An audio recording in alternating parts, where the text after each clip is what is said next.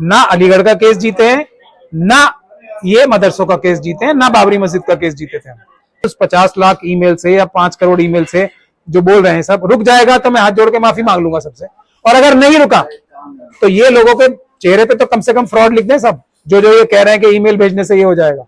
इस जजमेंट की तारीफ करना धोखा खाने के बराबर है। कि जब होती जब जितने लोगों के बुलडोजर से गैर कानूनी ढंग से घर तोड़े गए, उनको एक घर दोबारा बना के मिलते, और जिन अपराधियों ने यानी कि सरकार के अधिकारियों ने या राजनेताओं ने ये घर तोड़वाए हैं वो जेल की सलाखों के पीछे होते, तब इसको न्याय में मानता। ये न्याय कि हाँ आपकी गर्दन तो कट गई लेकिन चलिए छोड़िए।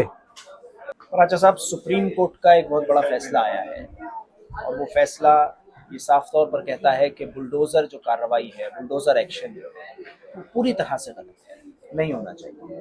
आप सुप्रीम कोर्ट के वकील भी हैं, कैसे इस फैसले का स्वागत करेंगे? सभी लोग इस फैसले का स्वागत कर रहे हैं, खुले दिल से स्वागत कर रहे हैं। देखिए, मैं तो धोखा खाने वाला मैं अम्बेडकरवादी हूं, धोखा खाने में विश्वास नहीं रखता।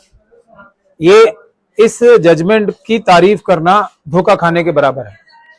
ये जजमेंट आप कोई भी जैसे कोई वादा करता है, जैसे मोदी जी ने बोला कि मैं 15 लाख दूंगा, तो वो हाथ में आने चाहिए ना, और अगर वो हाथ में नहीं आए तो फिर जनता का हाथ उनके गिरेबान में होना चाहिए।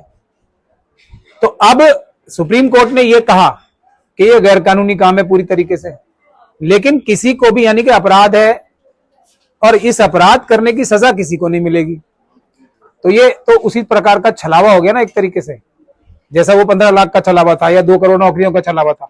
तो इसीलिए जो समझदार लोग हैं वो तथ्यों को, और जो बुद्धिजीवी है खासतौर पे मैं तो क्योंकि अदालत में काम करता हूं तो मेरा ये फर्ज है कि इस प्रकार के जो लोगों को धोखाधड़ी करने के लिए बहुत सारे लोग ये बोलते हैं कि ये बहुत बड़ी जीत हो गई, तो उनको भी आगाह करना। जीत जब ही होती है जब आपको कुछ फायदा मिले। जीत जब होती जब जितने लोगों के बुलडोजर से गैर कानूनी ढंग से घर तोड़े गए, उनको एक घर दोबारा बना के मिलते, और जिन अपराधियों ने यानी कि सरकार के अधिकारियों ने या राजनेताओं ने ये घर तोड़वाए हैं वो जेल की सलाखों के पीछे होते, तब इसको न्याय में मानता।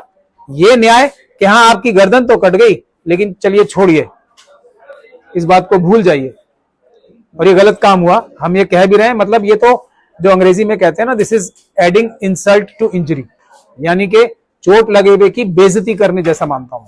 तो आप क्या चाहते हैं, फिर क्या होना चाहिए था? यानी जिनके मकान बुलडोज कर दिए गए, जमींदोज कर दिए गए, उनको मुआवजा दिया जाना चाहिए था, उनके मकान दोबारा बनने चाहिए थे, या जिन्होंने जिस मशीनरी ने वो मकान तोड़े, जिस पुलिस वालों के एक पूरे आमले ने, या जो भी लोग उसमें शामिल रहे हों अधिकारी, उनको सजा मिलनी चाहिए थी, फिर इस तरह का कोई फैसला आता, या कुछ और? मेरे चाहने ना चाहने से क्या होगा, मैं तो वही चाहता हूं जो भारत का संविधान चाहता है, जो इंसाफ और बराबरी चाहता है। तो क्या ये इंसाफ हुआ कि हाँ आपके साथ अपराध हुआ लेकिन कोई बात नहीं, आपके घर टूट गए तो कोई बात नहीं, आप लोग इतने सालों से या महीनों से सड़कों पे घूम रहे हो इधर से उधर पर, कोई बात नहीं। इससे ज्यादा तो सुप्रीम कोर्ट ने इस चीज को माना है, कहा है कि ये चीज बिल्कुल, मोदी जी ने भी कहा है, मोदी जी ने भी कहा है कि मैं 15 लाख दूंगा, माना है इस बात को। वहां से क्यों सुप्रीम कोर्ट की बात को जोड़ रहे हैं? कहां से जोड़? सुप्रीम कोर्ट है, मोदी जी उच्चतम न्यायालय है सुप्रीम कोर्ट, और मोदी जी भारत देश की एग्जीक्यूटिव के उच्चतम पद पर हैं, दोनों ही उच्चतम है ना, हेड कर रहे हैं। और सुप्रीम कोर्ट क्यों जोड़ रहे हैं आप बार? मैं एग्जांपल देके बोल रहा हूं ना, क्योंकि मोदी जी झूठ और फरेब के लिए जाने जाते हैं, तो ये सुप्रीम कोर्ट झूठ और फरेब ना करे, इसलिए मैं जोड़ने की चेष्टा कर रहा हूं कि ये कार्य जो है, ये जजमेंट जो है, मोदी जी के झूठे बयानों की तरह से साफ साफ नजर आ रही है, इसलिए मैं बहुत दुख के साथ ये बात को कहता हूँ। लेकिन अभी हाल ही में बहुत अच्छे अच्छे फैसले आए हैं, अलीगढ़ मुस्लिम यूनिवर्सिटी का फैसला आया है, मदरसा एक्ट पर फैसला आया है, जिसका खुले दिल से सबने स्वागत किया। मुसलमानों में तो खुशी की लहर है। अब खुशी की लहर तो 15 लाख में भी थी जब अनाउंस हुए थे, मिले नहीं ना। जब दुख की लहर तो जब दौड़ती है कि मोदी जी ने ताली और थाली बजवा दी, खुशी की लहर थी कि नहीं थी वो पूरे देश में।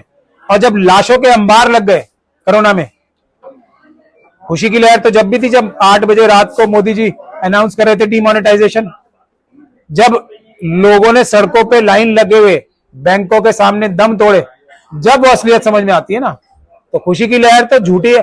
पर एक तरीके से जो ये आरएसएस और बीजेपी के दलाल हर जगह घुसे हुए हैं ना, हर संगठनों के टॉप पे, और उनके साथ वो धोखाधड़ी करते हैं और हारी हुई बाजी को जीता हुआ दिखाते हैं ताकि लोग जो है सो जाए।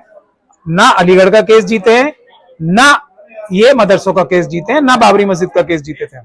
लेकिन सुप्रीम कोर्ट ने तो कहा है कि माइनॉरिटी स्टेटस बरकरार रहेगा, मदरसा एक्ट बरकरार रहेगा। मदरसा एक्ट बरकरार रहेगा लेकिन ये भी तो कहा है कि कामिल और फाजिल की डिग्रीज जो है वो खत्म हो जाएंगी। हाँ, उसमें एक चीज ये कही है, एक चीज है वो। लेकिन मदरसा एक्ट को तो मान्यता अब आगे अब मैं कह रहा हूं ना, 2 डिग्रियां गई, इन्हीं 2 डिग्रियों की वजह से नौकरियां मिलती थी कहीं।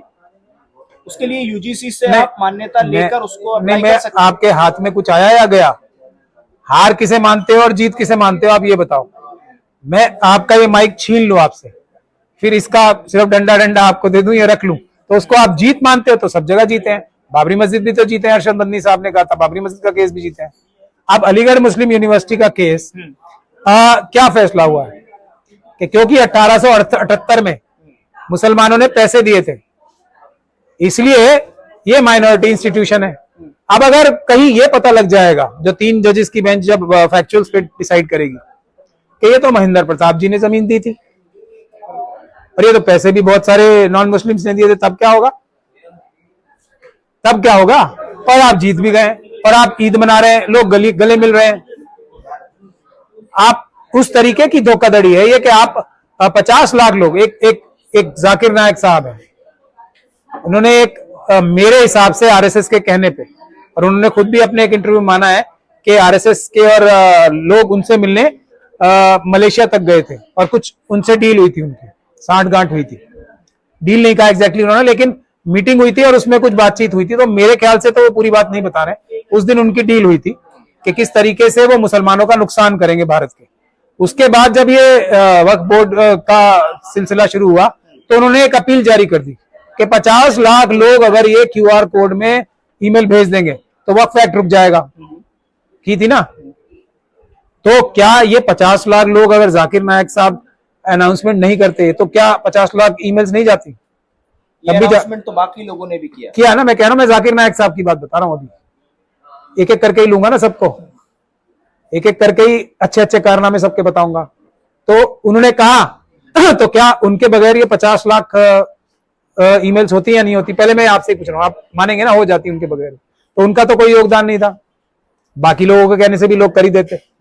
अब ईमेल करते ही 50 लाख नहीं, 50 लाख से बहुत ज्यादा हो गई। तो वक्फ का जो कानून बदला है वो रुक गया? नहीं रुका ना, तो धोखाधड़ी हो गई ना। अभी तो अब आया नहीं, अगर रुक गया तो देखिए जिस वक्त उस 50 लाख ईमेल से या 5 करोड़ ईमेल से जो बोल रहे हैं सब रुक जाएगा तो मैं हाथ जोड़ के माफी मांग लूंगा सबसे। और अगर नहीं रुका तो ये लोगों के चेहरे पे तो कम से कम फ्रॉड लिख दें सब, जो ये कह रहे हैं कि ईमेल भेजने से ये हो जाएगा। तो अब आगे क्या हुआ? उसके बाद वो पाकिस्तान जाते हैं और पाकिस्तान जाके पाकिस्तान गवर्नमेंट, पाकिस्तान की एस्टेब्लिशमेंट दुनिया की सबसे बड़ी चीटर पार्टीज में से एक है, उस चीटर पार्टी के साथ वो बड़ी अच्छी कोट टाई और टाई लगा के, जो क्रॉस का सिंबल है वो लगा के बैठे वहां पे और उन्होंने प्रेस कॉन्फ्रेंस की। और फिर यहां पे जो हमारे एक वो हैं दुबे साहब, बीजेपी के जो सांसद हैं, इसमें भी जेपीसी में भी मेंबर हैं वो, ये वक्फ की, उन्होंने पूरा एक शुरू कर दिया। जैसा कोई हमारे बड़े नेता है ना, वो एक बात बोलते हैं और उसके सामने से दूसरी बात बोली जाती है, फिर पॉलिटिकल लीडर की बात कर रहा हूं, ओवैसी साहब की। तो वैसे ही निशिकांत दुबे ने पूरा एक लंबा चौड़ा चिट्ठी लिख मारी के ये देखो देश के गद्दार जो हैं ये पाकिस्तान जा रहे हैं और पाकिस्तानी नहीं चाहते कि वक्फ में सुधार हो। तो ये तश्तरी पे तैयार करके जाकिर नायक साहब ने दिया ना, तो वो भी जीत गए थे। तो ये सब लोग मुसलमानों को, सब कमजोर वर्गों को, तबकों को धोखाधड़ी कर रहे हैं, उनकी लीडरशिप या ऑपोजिशन हाईजैक कर रहे हैं। सिर्फ चेहरे अच्छे अच्छे बना लिए, वो भी सरकारी मीडिया, प्रेस जो आरएसएस की मीडिया होती है वो इनको प्रोजेक्ट करती है। और ये मुसलमानों की हो या कोई भी अपने अपने जो वर्ग हैं कमजोर तबके, उनका नुकसान करने के लिए, उनकी आवाज दबाने का ही काम करते हैं, कोई काम की बात करते ही नहीं। चलिए, बहुत बहुत शुक्रिया बातचीत करने के लिए। सुप्रीम कोर्ट के वकील महमूद परांचा हमारे साथ दिल्ली से आए चैनल, हमारा तो नीचे ही जाएगी।